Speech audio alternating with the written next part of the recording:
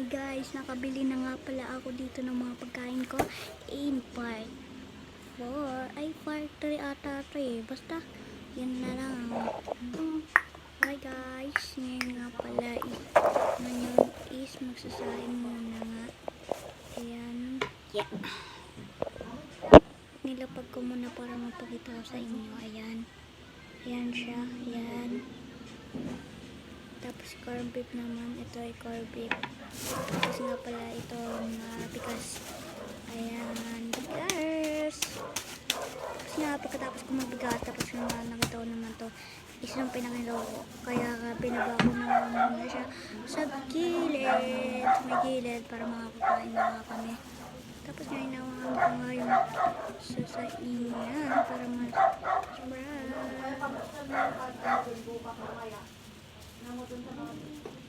tapos nga nagkalasan ng may dyan. Tapos ipinali ko muna ito para hindi naman na siya mapasukan ng mga langaw, para hindi siya madumi.